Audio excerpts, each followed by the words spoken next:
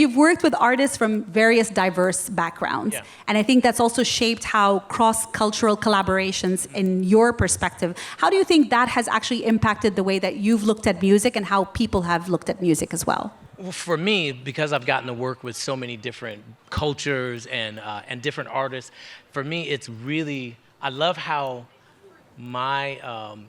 it's changed how I see music and what my music does to the masses. You know, so for me, it changed my perspective in making my music, my creativity, not so much about financial gain, but how it impacts people and people's hearts, their minds, how they respond to people around them.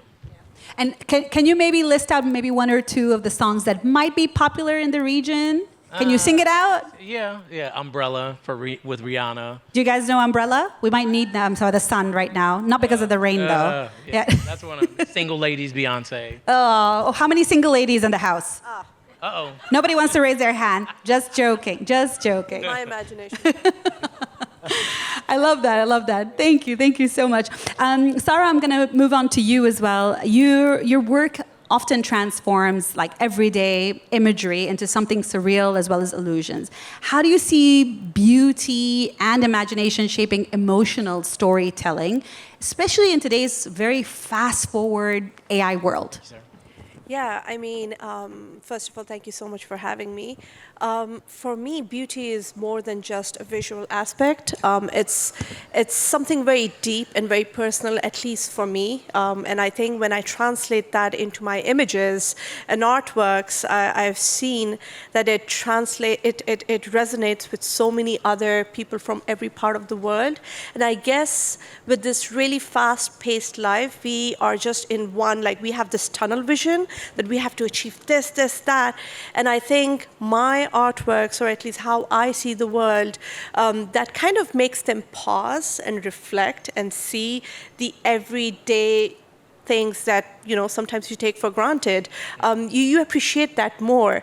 And I think that's a very essential thing for self-loving, mental health, I think. And I guess that's what I'm meant to do, to create and appreciate everything around us. I love that. Is there a piece that you've created that really resonates with who you are? I mean, I love one of my artworks. I love all of my babies, but one of them is where I'm standing in the sun and my shadow is crystallized. So it's like shadows are meant to be darker, you know, but for me it was more like light. That's the other alternate parallel universe to me. I love that. That's super beautiful. I do have questions about crystals later, so I'm going to ask you that. Mr. Follow Me to Murad. We met 11 years ago? Yeah. Almost. Actually, more. Yeah. When I was just 18 and he was 27. So, you know, and for you, I want to really understand your relationship with Dubai through your photography storytelling journey. And I think it's really important, like, you've now moved to Dubai with your wonderful family and your 2 boys. There was a big decision that was made along those lines. Was it your art that inspired the storytelling of Dubai or vice versa? Dubai was one of the first ever trips that we took with our friends. There was a massive gathering of people with a huge audience at that time, which was like 50 million followers. And you have to remember that time you didn't really have accounts that were above 1 million. So there was the birth of social media. And we were on social media for 15 years. We're pensioners of Instagram, but we're through a lot of cycles, being artists, being business. And for what we do, we realized that Dubai is actually a very interesting location to generate art, to generate inspiration, to meet people. All of that inspires you. And when we moved here, this was the land of opportunities for us. And the way you guys strategically work for it, I mean, because there were a lot of locations, and we've been across many places in the world. And but for a place to live and to call it home, there has to have the humanity value in it. And I mean, a lot of people don't understand Dubai. They think of it as a place bling image. But when you find these gems, these people in this area, and they take you not to the DAFC or the expensive restaurants, they show you the core of what Dubai is, that it's about people, it's about connections. And the hospitality, you fall in love with this place. And the opportunities that this place gives you as a creator, the things that you've set up with the Creator HQ, giving the golden visas, giving the opportunities, not just like, it's not about money, it's about the opportunities. And that's why we honestly love this place. I love that. I'm going to come back to you with a couple of the questions related to that. Going back to you, Cook. Okay. You're known for helping artists find their true voice.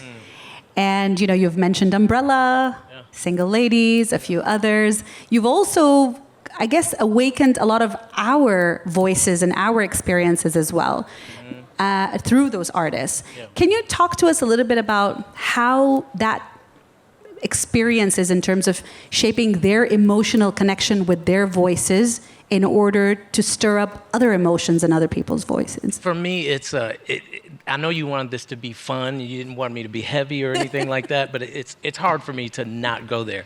But for me, I operate creatively through the spirit. A lot of what I do is all just spiritual. You know, I make sure that I tap into, with the artists that I work with, I tap into their, like, who they are as a human. I don't care who they are, like, as a star. It's like, I want to be real. I just want to be me. And I know that when they see me be me, and I allow them to be them, it registers. And for me, I believe in just building people up from the inside outward. And I think that transference of spirit right there gives clarity to them, gives clarity to thought, gives clarity to their voice, and then that resonates and permeates to them. And then as they sing the records and you guys hear those records, it attaches to you, that spirit, that freedom. And as a follow-up, like, do you find these voices or do these voices find you? The voices find me. Ooh. Thankfully, they find me. You're a gem then. And it comes, and they find me because they know, like, they can't see what's going on, but they know that there's a transfer that happens there. And that transfer is what brings life and makes those records go massive and go global. And from what you've seen of Dubai so far, do you feel you might be able to find some of those voices here as well? Oh, absolutely. Yeah, those voices are everywhere. Okay. They're everywhere. I love that. I love that. Sarah, back to you again. I told you I was going to ask you questions about crystals because I love that you mentioned that in your answer as well. So crystals and sparkles really make up a lot of, you know, the artwork that you've done as well. How do you feel that that symbolizes who you are, or how has it shaped your identity in that sense as well? So I can't put a finger on it, but what I can say is that diamonds and crystals and everything reflective, I think I find this very fascinating is because I always say that if you take a really dark room and put a diamond or a crystal in the middle, and with the tiniest light, it shines and sparkles and it reflects. And I kind of see the human brain like that, because I'm like, even in our lowest moments, a tiniest spark of hope kind of reignites that spirit of, you know, let's do it. Let's just kind of, build up to it. So for me, crystals kind of reflect the human brain in a way. And I also love the fact that how a crystal, when the light is on it, it does not stay in one color. It has so many refractions and reflections, which also show how diverse humans are. So for me, I see every human as a tiny ray of sparkle, a glitter, which is constantly changing and continuously reflecting colors. It's not one color at the same time. It's like you change your head and it's something else. So I see the human pretty much that way. So that's why it's my. I love how you've put that together, you know? So we're all diamonds, you know, Yeah. with such a wonderful reflection of like human characteristics, and it's a Crystals beautiful. will always be my, like, no matter what I do, it's going to be the signature. I'm going to change my profile subject now. I am a diamond. Murad, now I know we talked about Dubai, but you're such a global icon. Yeah, you and Natalie and the Follow Me To team have expanded this notion of, you know, let us take you somewhere else. And you've really gotten into our imaginations, our itinerary, as well as into our travel pockets. So thanks for that. But what universal emotions do you focus on through your photography, through the production of the artwork that you showcase via your social channels? What I would say is that recently, I know we have like a big audience, but we have stopped chasing numbers. The influence and the impact you have on people, when even it's the micro community, you see that growing inside of them. You see that your inspiration, your vision there. So what we would transform personally, for example, being a big travel project, we would create special tours where we would take people with us on these trips. We would take 4 times a year, we take 15 people with us. That's when we realized after COVID that luxury has been redefined. People don't value the 5-star hotels, they don't value the jets anymore as they used to. They value the memories and the experience and the bonding experience. So we would reposition travel as a educational workflow. So we would educate people. The person entering the trip should exit the trip a better human being. So that's how we combine all the knowledge we have for art, for culture. We attach MBA schools, historians that would analyze the destination for us. As an example, like we recently traveled to Egypt. We analyzed all the temples using the historian and MBA person. And we analyzed what values it brings to each person. So everyone on the trip had to go to that temple and ask themselves a question according to the values each of the temple has been built for. So the human exiting the trip answers the question at the end of the trip. And that makes you change the concept of travel. You don't just travel for content, you immerse in the culture that you are. And that's what I think the future is going in terms of content, working with micro communities, talking to the small communities of followers that you have, even if you have big numbers. The influence that we have over 5,000 people is a lot more important than we have over millions, because we talk to them and they talk back to us. I like how you touched on that, and you know, all the questions I've asked so far have been so much focused on the human element. But I want to switch it now and ask a question to the three of you as panelists. What is AI doing to our industries and your specific industries as well? Is it adding value? Is it disrupting? Is it collaborative? Is it scary? I'd like to start with you, Cook, and then of course Sarah, and then Murad. And be as raw, real, and honest as you possibly can. Yeah, AI is actually destroying what's happening creatively, because what it's done is it's made the playing field completely level. So people like myself who, like, I grew up crafting shaping my craft, spent many, many hours shaping it, but now people can actually type something in the computer app, and the computer can create something immediately, and they'll sound like they've had the same experience that I've had immediately. So it's actually destroying. And on the flip side, it's actually enhancing. So if we know how if you know how to just balance it out, use it as a tool as opposed to a crutch, it's a great tool. But it has to be balanced out.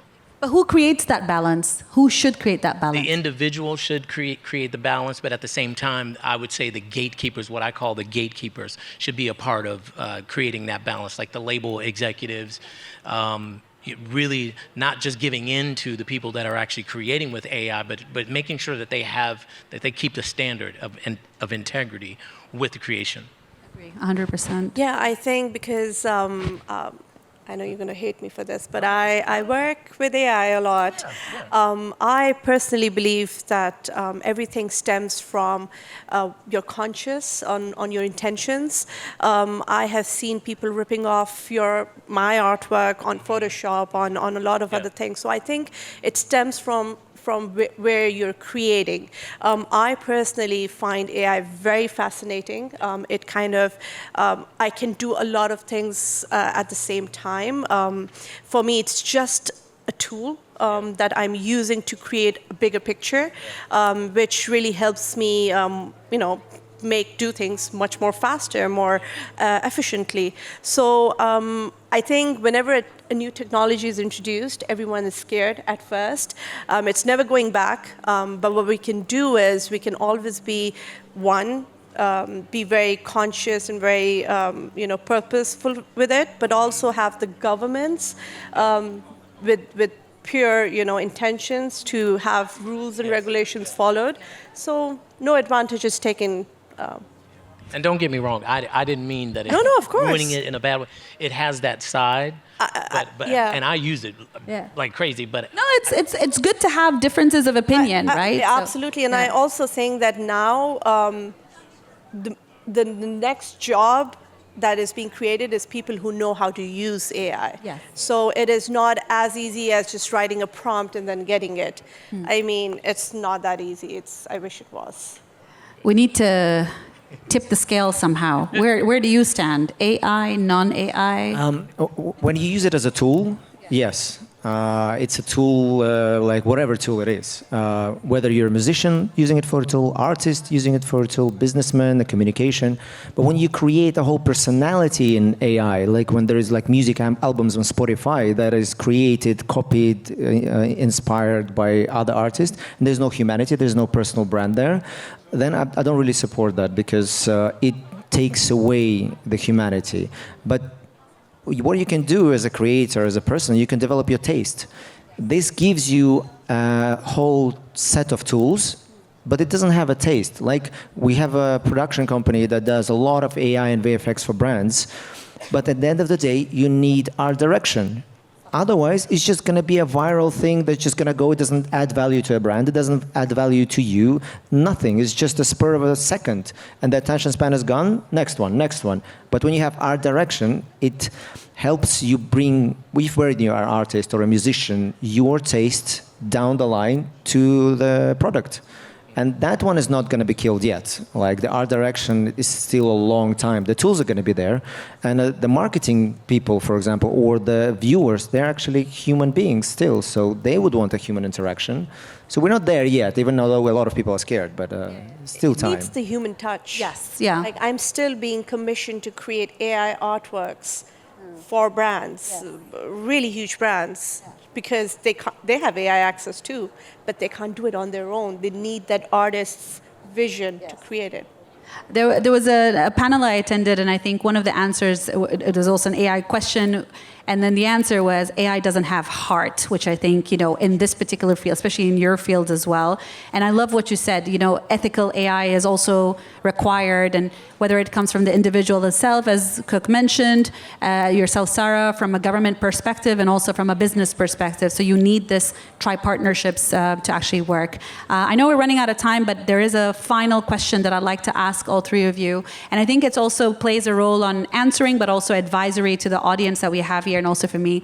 All of you have chosen fields that are very passion points in your lives, and you've transformed that into businesses and really interacted with human beings, through music, through soulful art, through photography. These are considered very artistic fields, but they have such a huge impact and transformation in people's lives. What final words would you like to say about the shaping the human experience through the work that you're doing and future inspirations to the people that we have here? I would just encourage everyone to be okay with helping someone else. I really feel like we're in this time. I just get so stuck on. We're just in this time. Everything is so heavy.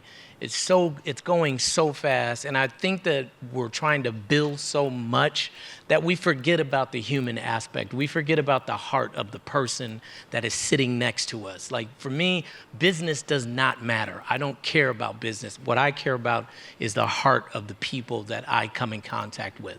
So that's my encouragement for everyone. Take that and walk with that. I mean, from a personal experience, I would say just follow what you want to do in life, what makes you happy, what makes you a better human being, what makes you sleep well at night. It might not give you a lot of money, but at least it gives you a lot of happiness. And let me tell you, the things that you enjoy eventually attracts money, happiness, goodness. I was a dentist back in the days, and then I transformed into being an artist from Pakistan, and then traveling and everything. So I think once you enjoy what you do, that's another high of its own, and I think everyone should do that. It's a risky move, but you should believe in yourself. You're no less. I would say, not even for people on social media, for everyone, try to end the cycles of procrastination and disconnect.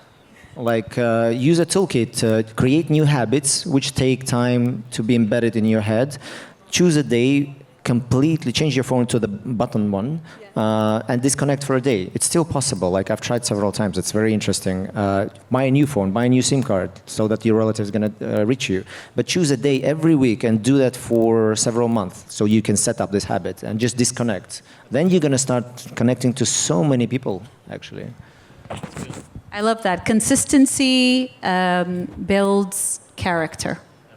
I want to thank you, Cook. Thank you. Thank you. Sarah, Thank you for having me. Murad, for such a wonderful session. I want to thank the audience as well for this wonderful session, and keep making those human connections. Thank you. Thank you.